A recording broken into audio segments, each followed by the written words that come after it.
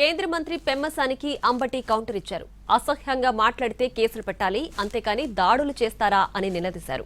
24 గంటల్లో అంబటికి సినిమా చూపిస్తానని పెమ్మసాని అన్నారు. ఇంత పెద్ద సినిమా చూపించావే, ఇందులో హీరో ఎవరు అంటూ అంబటి ఫైర్ అయ్యారు.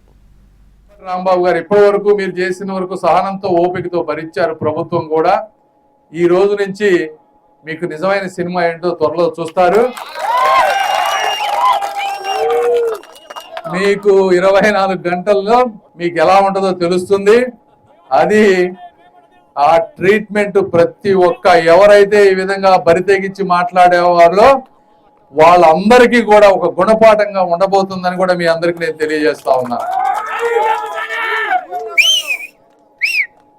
కార్యకర్తలందరూ కూడా తిరగబడదామంటే వద్దు కాదు అని చెప్పి చట్టబద్ధంగా వెళ్దామని నిర్ణయించాం. చట్టబద్ధంగా వెళ్తారు. అంబటి రాంబాబు గారికి తెలుస్తుంది ఇంకొకసారి అట్లా చేయకుండా ఉండడానికి. పెమ్మసాని చంద్రశేఖర్ గారు ఏమన్నాడు? 24 గంటల్లో సినిమా చూపిస్తానన్నాడు. చూపించావు. 24 గంటల్లో కాదు, సినిమా పెద్ద సినిమా చూపించావు. బా ఎంత సినిమా చూపించావు? 18 రోజులు సినిమా చూపించావు. నా ఇల్లు పగలగొట్టడంలో సినిమా చూపించావు. నా కార్లు ధ్వంసం చేయటంలో సినిమా చూపించావు. నా ఆఫీసు ధ్వంసం చేయటంలో సినిమా చూపించావు. నా భార్య బిడ్డలు ఇంట్లో ఉంటే తరిమి కొట్టే సినిమా చూపించావు. లాకప్ లో పడేసే సినిమా చూపించావు. రాజమండ్రి సెంట్రల్ జైల్లో 18 రోజులు ఉండే సినిమా చూపించావు. అవునయ్యా పెమ్మసాని, ఇంత పెద్ద సినిమా తీసావే, బాగా డబ్బున్నాడు కదా. ఎవడు దీనిలో హీరో?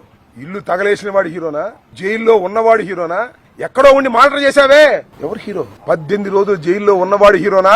జైల్లో పెట్టిన వాళ్ళు హీరోనా? ఎవరు హీరో? ఆలోచించుకో. ఇంత పెద్ద సినిమా తీసి మీరు విలన్లు అయ్యారు. 18 రోజులు పెట్టడం కాదు, 7-8 గంటల సేపు ఇక్కడ ఉండి కరాలనృత్యం చేశారు పోలీసులతో ఏకమైపోయి. ఎవరు హీరో? ఎవరు దీనిలో విలన్స్? ఎవరు?